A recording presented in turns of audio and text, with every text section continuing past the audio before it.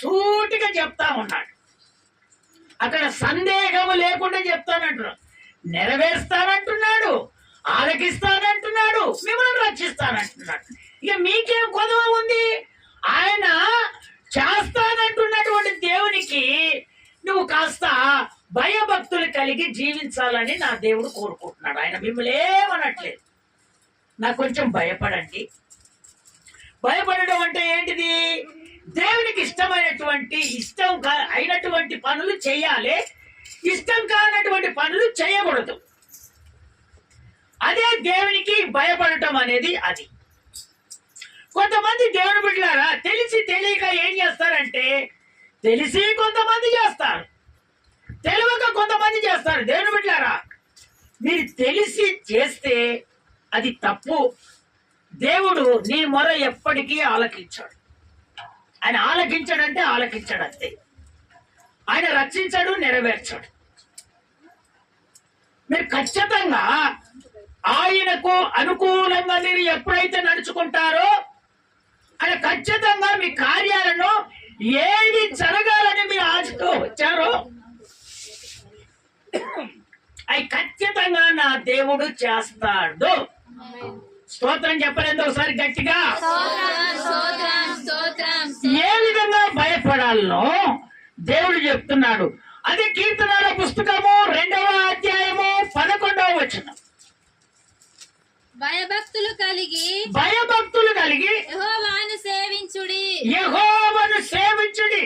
గడగడ వణుకుచు సంతోషించుడు. మీరు ఎప్పుడైతే దేవునికి భయపడతారో భయపడినటువంటి నీవంట సంతోషపడతావంట.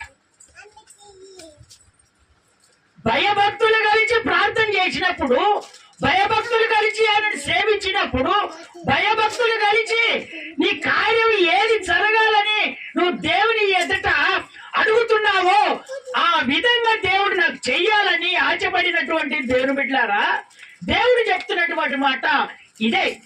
మీరు భయభక్తులు కలిగి సేవించండి. గడగడ వణుకుతున్నారే, నాకు భయపడి గడగడ వణుకుతున్నారే, మీరు వెంటనే సంతోషం కలుగుతుంది. స్తోత్రం చెప్తారా ఒకసారి గట్టిగా? ఇంకొకసారి గట్టిగా చెప్తారా? దేవునికి నువ్వు గడగడ ఎప్పుడైతే భయపడతావో దేవుని బిడ్డ నీ కుటుంబంలో సంతోషం కలుగుతుంది అంతే. నీ బాధలు తొలగిపోతాయి, నీ సమస్యలు తొలగిపోతాయి, నీ ఆశీర్వాదమైనటువంటి ఇబ్బందులన్నీ వెంటనే తొలగిపోతాయి. ఆశీర్వదించబడాలని దేవుని బిడ్డలా చాలా మంది ఆశపడతారు. ఈ ఆశీర్వాదం కోల్పోతుందంటే కారణం ఏంటో తెలుసా? నువ్వు దేవునికి భయపడట్లేదు. నువ్వు మొట్టమొదట దేవునికి ఎప్పుడైతే నువ్వు భయపడతావో నీ కుటుంబము ఆశీర్వదించి హెచ్చిస్తూనే ఉంటుంది. నీ కోరిక ఏ కోరికతోటైతే నువ్వు దేవుని సన్నిధికి వచ్చావో నా ప్రభు నీతో మాట్లాడుతున్నాడు.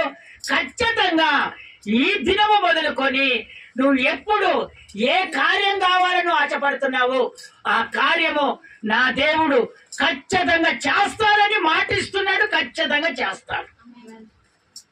ఆయనలో ఏ స్వార్థం ఉన్నదో మనిషిలమ్మ స్వార్థపరం. దేవుని అంగీకరించినటువంటి మనం స్వార్థపరం కాదు.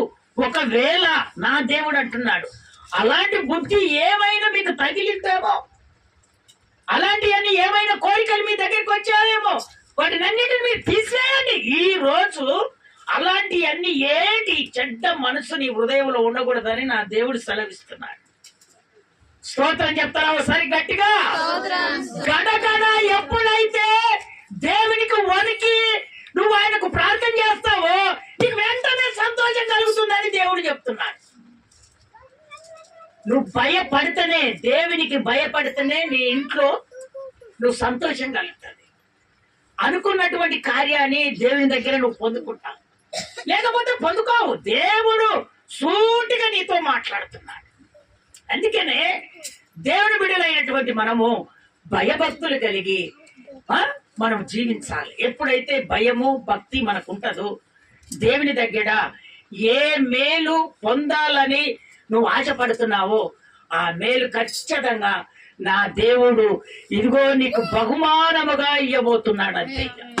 స్తోత్రం చెప్తారా ఒకసారి గట్టిగా, ఇంకొకసారి గట్టిగా చెప్తారా?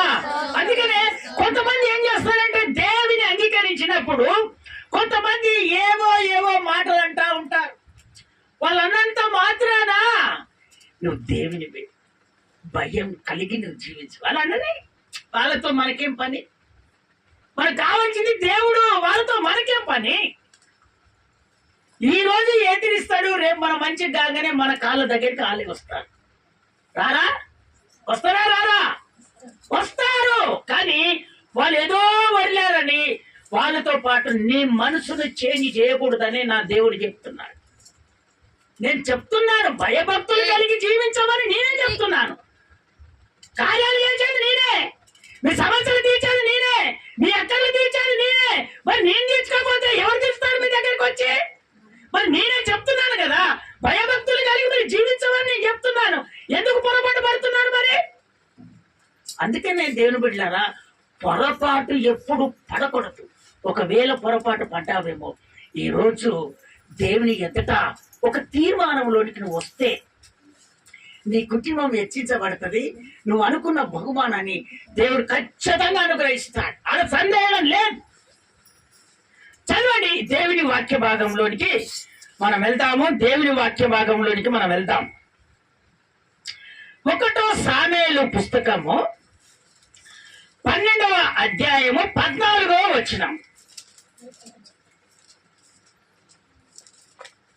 మీరు యెహోవా యందు భయభక్తులు కలిగి ఆయన మాటను విని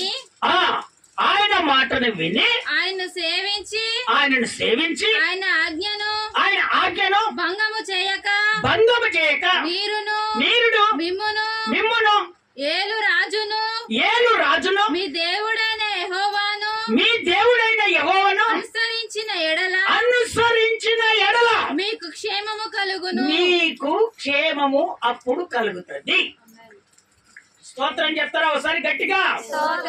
మీకు క్షేమము ఎప్పుడు కలుగుతుంది అంటే అప్పుడు కలుగుతుంది. ఆయన మాట వినాలే. ఖచ్చితంగా ఆయన చెప్పినటువంటి మాట ఎప్పుడైతే నువ్వు వింటావో, ఆ అనుసారంగా నువ్వు ఎప్పుడైతే నడుచుకుంటావో, నీకు వెంటనే దేవుని దగ్గర నువ్వు కార్యాన్ని పొందుకుంటావు. ఖచ్చితంగా ఆయన దగ్గర నువ్వు మేలు పొందుకుంటావు. ఆయన మేలు చేసే దేవుడు గాని ఎవరికి కీడు చేసే దేవుడు కానే కాదు. మాట వినాలి అంటున్నాడు. ఎంతమంది అయితే దేవుని అంగీకరించి ఆయన మాట వినకుండా నడుచుకుంటున్నారో నా దేవుడు చెప్తున్నాడు, ఈ రోజు నుంచి పోయిందేదో పోయింది, అయిపోయింది అది.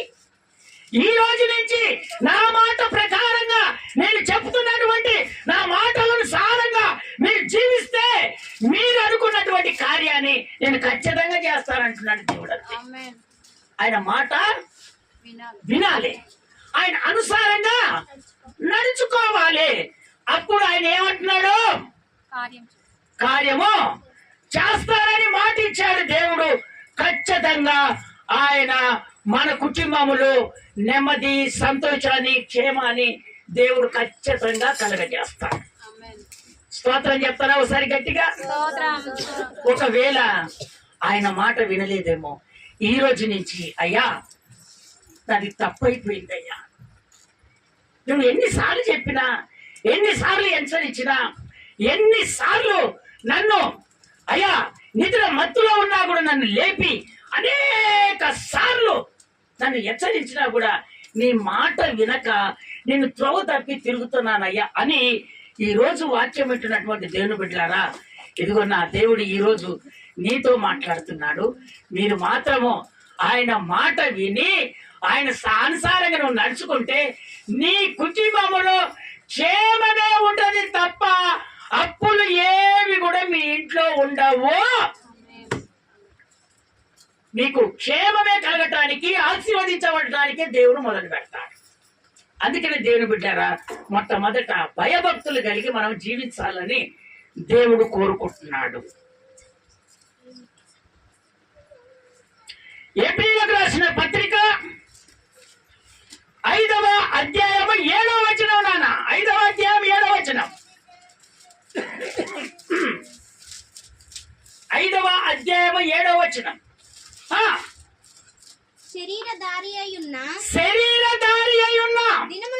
దినములలో మహారోధములతో కన్నీళ్లతోను తాను మరణము నుండి రక్షింపగలవానికి ప్రార్థనలోను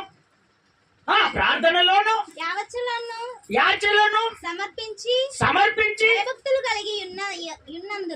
భయభక్తులు కలిగి ఉన్నందున ఆయన అంగీకరింపబడెను. స్తోత్రం చెప్తారా ఒకసారి గట్టిగా? ఈ మాట పౌలు గారు చెప్తున్నటువంటి మాట. ఎవరి గురించి చెప్తున్నారంటే కుమారుని గురించి చెప్తున్నాడు. కుమారుడు అనగా ఎవరంటే మన నజరేయుడైన యేసు. ఆయన కుమారుడిగా ఈ భూలోకం మీదికి మన పాపాల నిమిత్తమై నీతిమంతులుగా మార్చాలని ఆయన ఈ భూమి మీద కొరానికి మన కొరానికి దిగి వచ్చినటువంటి దేవుడి గురించి అక్కడ వివరించి చెప్తున్నటువంటి మాటలు అవి. ఇదిగో ఆయన ఈ భూమి మీద ఉన్నప్పుడు కన్నీరుతో ప్రార్థన చేశాడు, రోదనతో ప్రార్థన చేశాడు. ఎందుకో తెలుసా? నేను మరణము కాకూడదు. ఏంది? నేను మరణము కాకూడదు, నేను ఎప్పటికీ జీవిస్తూనే ఉండాలని ఆయన ఈ భూమి మీద ఆ విధంగా ప్రార్థన చేసినందుకే ఆ ప్రార్థన ద్వారా ఆయన తండ్రి ఆయనే, కుమారుడు ఆయనే, పరిశుద్ధాత్ముడు ఆయనే, త్రియేత్వము కలిగినటువంటి దేవుడు మాట్లాడుతున్నటువంటి మాటలు అవి. ఎప్పుడైతే కన్నీరు కాచి రోదన చేశాడో ఈ భూమి మీద, అయ్యా నేను నీ దగ్గరికి చేరాలి గాని నేను మరణించకూడదయ్యా అని ఎప్పుడైతే ప్రార్థన చేశాడో, ఇదిగో ఆ ప్రార్థనను బట్టి నా దేవుడు సమాధిలో పెట్టినా కూడా ఆ సమాధి నుంచి ఆయన 3వ రోజు మృతంజుడై తిరిగి లేచి తన తండ్రి దగ్గర కుమారుని దగ్గర కూర్చొని ఆయన కుడిపార్చన కూర్చొని ఇప్పుడు మనల్ని చూస్తూనే ఉన్నాడు. స్తోత్రం చెప్తారా ఒకసారి గట్టిగా? ఇంకొకసారి గట్టిగా చెప్తారా? అందుకనే నా దేవుడు వెళ్తూ ఏం చేశాడో తెలుసా? ఆదరణకర్తను మన మీదకి పంపించాడు. ఎందుకంటే ఆదరణకర్త మన కుటుంబాలలో ఉంటే మనకు సమాధానం కలుస్తుంది, ఆదరిస్తాడు, మన కార్యాలు చేస్తాడు, వింటున్నావా? మన అప్పుల బాధలు తీస్తాడు. ఎందుకంటే కొంతమందికి అప్పులు ఉండి బాధతో ఉంటారు, కొంతమంది ఇదిగో అనారోగ్యాల చేత ఉండి బాధతో ఉంటాడు. అనేకమైనటువంటి బాధలో ఉన్నటువంటి వారికి ఆదరణకర్తను వెళ్తూ ఆదరణకర్తను మన మీదికి పంపించేసి ఆయన వెళ్ళి తన తండ్రి కుడిపార్చాను కూర్చొనున్నాడు ఆయన. అందుకనే దేవుడు బిడ్డలారా, మీరు బ్రతుకును కోరుకోవాలి కానీ నేను చనిపోతానని ఎప్పుడు కోరుకోకూడదు. స్తోత్రం చెప్తారా ఒకసారి గట్టిగా? ఇంకొకసారి గట్టిగా చెప్తారా? అయ్యా నేను ఉన్నంత కాలము ఇదిగో మీరు ఏ విధంగానైతే ఈ భూమి మీద మృతంజుడై తిరిగి లేచారో అదే మాదిరిగా నేను ఎల్లప్పుడూ జీవిస్తూనే ఉండాలని నువ్వు ఈ రోజు తీర్మానం చేసుకో. ఎందుకు వస్తాయి అనారోగ్యాలు? రావు. ఆయన ఏమంటున్నాడు? ఒకటే, భయభక్తులు కలిగి జీవించాలని అంటున్నాడు. ఎందుకు వస్తాయి? ఏది రావా? సాతానుడు ఏమి చేయలేడు నిన్ను. ఈ ప్రకారంగా నువ్వు జీవిస్తే ఈ మాట తన హృదయంలో పెట్టుకొని ఈ వారం మొదలుకొని వచ్చే వారం వరకు నువ్వు కన్నీటితో ప్రార్థన చేసుకో. నీ కుటుంబాలను దేవుడు ఆశీర్వదించడం మొదలు పెడతానే ఉంటాడు. స్తోత్రం చెప్తారా ఒకసారి గట్టిగా? ఇంకొకసారి గట్టిగా చెప్తారా? అందుకనే అక్కడ పౌలు చెప్తున్నటువంటి మాటలు, ఆ ఎబ్రీ సంఘానికి చెప్తున్నటువంటి మాటలు, ఇదిగో నా నా నా తండ్రి కుమారుడిగా ఈ భూమి మీదకి వచ్చి ఏ విధమునైతే కన్నీరుతో ప్రార్థన చేశాడో ఆ మరణము నుంచి నేను గెలవాలని ఈ భూమి మీద ఎవరు కూడా నన్ను ఇదిగో బంధించకూడదు ప్రభా ఇదిగో అని ఎప్పుడైతే ప్రార్థన చేసుకున్నాడో ఆ ప్రార్థన బట్టి ఇదిగో మృతంజుడై తిరిగి ఇదిగో ఆయన తండ్రి కుడిపార్చాన కూర్చొని ఉన్నాడు. అదే ప్రకారంగా మీరు కూడా ఎబ్రీ సంగమా మీరు కూడా ఈ విధంగా జీవించాలని అక్కడ బోధ ప్రకటిస్తున్నారు. చేతులెత్తి స్తోత్రాలు చెప్తారా గట్టిగా? ఇంకొకసారి గట్టిగా చెప్తారా? అందుకనే దేవుని బిడ్డారా ఇంకొక మాటలోనికి మనం వెళ్తాం. 2వ దిన వృత్తాంతాల పుస్తకము 7వ అధ్యాయము 16వ వచనం. దేవుని మందిరమందు దృష్టి ఉంచాలని దేవుడు కోరుకుంటున్నాడు. ఇంకోటి ఏంటంటే అన్ని మందిరాలు కాదు, పరిశుద్ధమైనటువంటి మందిరములో నీవు దృష్టి ఉంచాలని దేవుడు కోరుకుంటున్నాడు. చదువుతారా? ఒకసారి ఆ మాట చదువుతారా? నా పేరు ఈ మందిరమునకు నిత్యము ఉండునట్లుగా నేను దాని కోరుకొని పరిశుద్ధ పరిచితిని నా దృష్టియు నా మనసును నిత్యము దాని మీద ఉండును. దేని మీద? పరిశుద్ధమైనటువంటి సంఘం మీద ఎప్పుడు నిత్యం. మళ్ళీ రిపీట్ చేయ మాట, జాగ్రత్తగా వినండి. మళ్ళీ రిపీట్ చేయ మాట, రిపీట్ చేయి. నా పేరు ఈ మందిరమునకు ఏ మందిరము నీ కృప ఈ మందిరము నిత్యము ఉండునట్లు నేను దాన్ని కోరుకున్నాను. అన్ని కాదు, దాన్ని కోరుకున్నాను. పరిశుద్ధపరిచాను. నా దృష్టియు నా మనసును నిత్యము దాని మీదనే ఉంటది. ఎందుకంటే పరిశుద్ధమైనటువంటి సంఘము గనక నా దృష్టి అంతా ఆ మందిరమనే ఉంటది, ఆ మందిరం మీదనే ఉంటది, ఆ సంఘం మీదనే ఉంటది. ఆ సంఘములో ఉన్నటువంటి బిడ్డలు ఎక్కడెక్కడ తిరుగుతున్నారు, ఏ సమస్యలు కావాలని ఆశపడుతున్నారు, ఉద్యోగాలు కావాలన్నా, మంచి సీట్లు రావాలన్నా, గర్భఫలం కావాలన్నా ఎంత బాధపడుతున్నారు. నా దృష్టి మాత్రం ఎవరి మీద ఉంది? ఆ సంఘం మీద. నీ కృప ఆ సంఘం మీదనే నా దృష్టి ఉంచానని దేవుడు చెప్తాడు. ఎందుకంటే అది పరిశుద్ధమైనటువంటి సంఘం. ఆ సంఘం పిలుపుతో వచ్చినటువంటి సంఘం. ఇదిగో అనేకమైన పోరాటాలతో నిలబడినటువంటి సంఘం. అందుకనే ఆయన నా దృష్టి నేను నీ కృప పెంతుకోస్తూ మందిరములోనే ఉంచానని, నా కను దృష్టి అంతా ఆ మందిరంలో ఉన్నదని నా దేవుడు సెలవిస్తున్నాడు. స్తోత్రం చెప్తారా? ఒకసారి గట్టిగా, ఇంకొకసారి గట్టిగా చెప్తారా? అందుకనే దేవుడు బిడ్డలారా కొంతమంది అనొచ్చు, ఏమంటారు? ఆ గుడిసెలో ఏముందని చెప్పారు, ఆ గుడిసెలో ఏముందని మీరు పోతున్నారు, మాది బిల్డింగ్ అని చెప్తున్నారు. దేవుని బిడ్డలారా మీరు గుడిసెను చూడటం కాదు, దేవుడు పరిశుద్ధత అక్కడ ఉందా, మేలు అక్కడ కలుగుతుందా, ఎక్కడ కలుగుతుందా అని నువ్వు ఆలోచన చేసుకొని దేవుని సన్నిధిలో నిలబడాలి. ఆయన అనుకుంటే 2 అంతస్తుల బిల్డింగ్ ఇక్కడ కట్టడా మరి దేవుడి లేదు నువ్వు ఏం చేసుకుంటే ఏం ఫాయిదా? అమ్మా వింటున్నారా? అర్థమవుతుందా? నీ హృదయంలో దేవుడు లేనిది నువ్వు ఎంత పశ్చాత్తాపడి కన్నీరు కాచి నువ్వు ప్రార్థన చేస్తే నీకు మేలు కలుగుతుంది. నీ హృదయంలో ఉంటేనే దేవుడు ఆలకించి నీ మొర ఆలకించి నీ కార్యం చేస్తాడు దేవుడు. అందుకనే దేవుని బిడ్డలారా అనేకమైనటువంటి ఆకర్షితులు రాగానే ఇదిగో నా దేవుడు చెప్తున్నాడు, నా దృష్టి ఎక్కడ ఉంచాను? ఈ మందిరము, ఈ నీ కృప పెంతుకోస్తూ అనబడినటువంటి మందిరములో నా కను దృష్టి ఉంచాను. మీకు ఏది కావాలన్నా నా దేవుడు చేస్తాడని ఇదిగో ఈ రోజు నా దేవుడు నీతో మాట్లాడుతున్నాడు.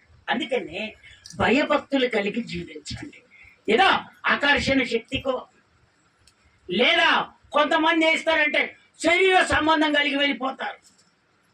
అమ్మా నా శరీర సంబంధమైన వాళ్ళు ఎవరైనా ఉన్నారా మన మందిరంలో? అమ్మా ఉన్నారా?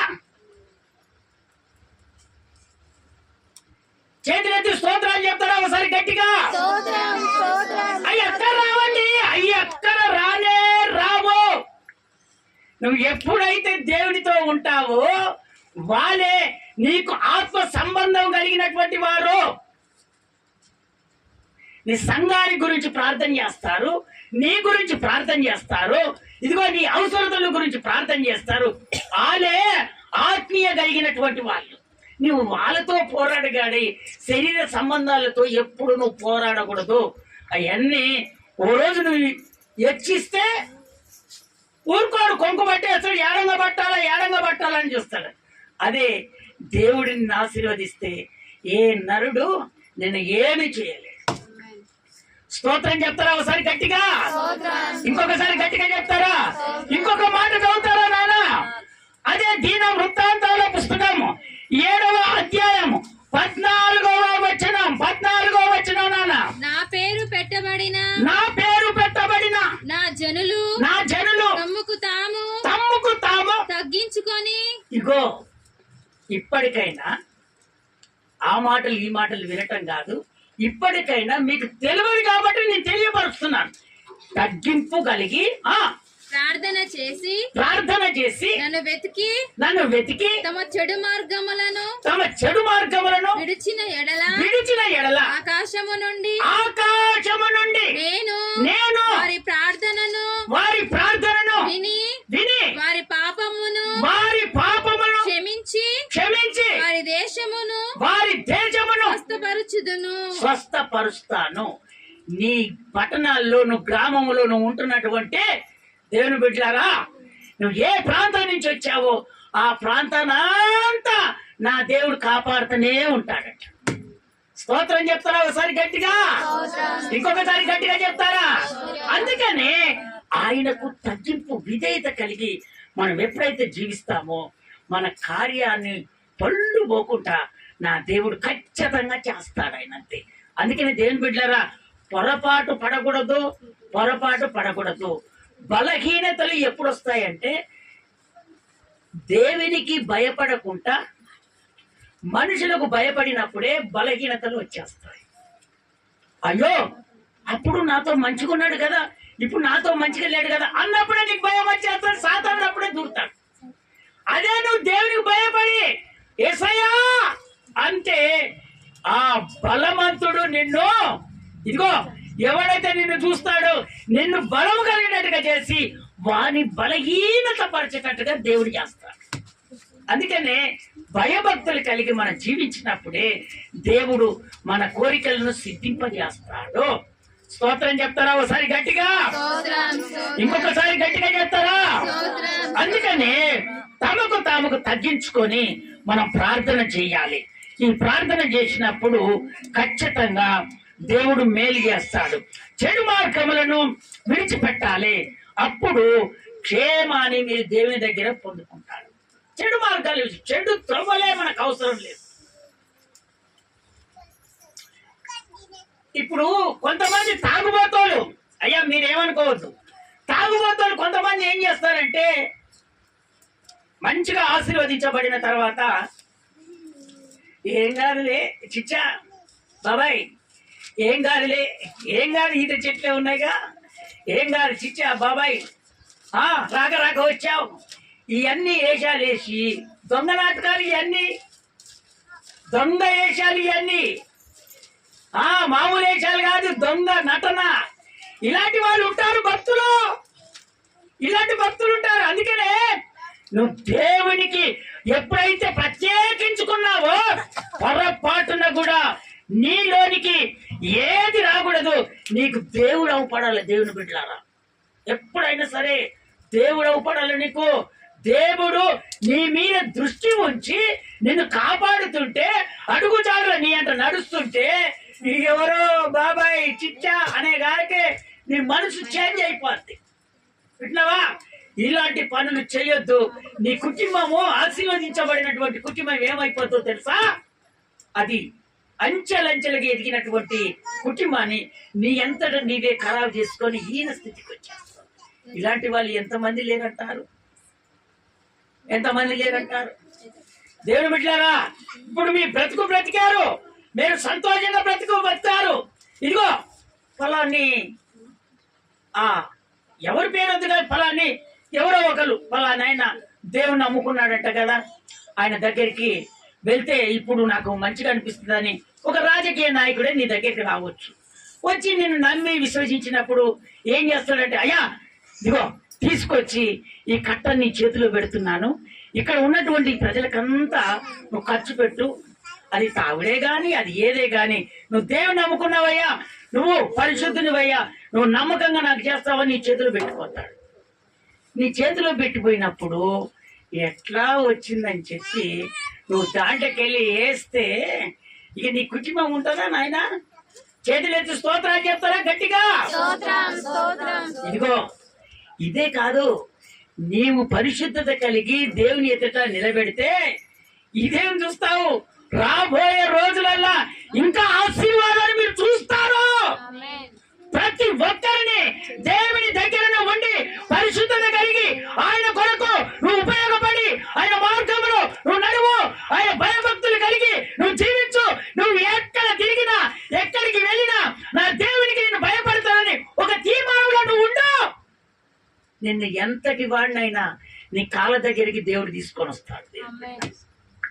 ఈ మాట మర్చిపోకూడదు, ఎప్పటి కూడా మర్చిపోకూడదు. కొంతమందికి పరిశుద్ధమైనటువంటి సంఘాలు తెలియక అక్కడికి వెళ్ళి, అయ్యా వాళ్ళు తాగుతలేరు, వాళ్ళు సిగరెట్ తాగుతున్నారు, వాళ్ళు బీరు తాగుతున్నారు, వాళ్ళు కోటలు తాగుతారు, వాళ్ళతో నీకేం పని అయ్యా? ఆ సంఘానికి పోయినా దేవుడు ఈ సంఘానికి వచ్చిందని చెప్తున్నా. దృష్టి ఎక్కడ ఉంచాడు దేవుడు? పరిశుద్ధమైనటువంటి సంఘములో నీ కృప పెంచుకోవచ్చు, సంఘములో దృష్టి నిలిపాననే ఆయన చెప్తున్నాడే. మరి నీకెందుకు ఆ జోళ్ళు, నీకెందుకని? అందుకనే అవన్నీ మనకు అక్కర్రావు. ఏదో ఒక రోజు దేవుని బిడ్డలారా, దేవునికి ఇష్టమైనటువంటిదే నిలబడుతుంది, అయిష్టంగానిది ఎప్పుడు నిలబడదు. వింటున్నారా? అందుకనే మాటి మాటికి ఏదో ఒక రకంగా ఎఫెక్ట్ రావచ్చు. వచ్చినంత మాత్రాన నా దేవిని ఒక్కసారి నువ్వు జ్ఞాపకం చేసుకో.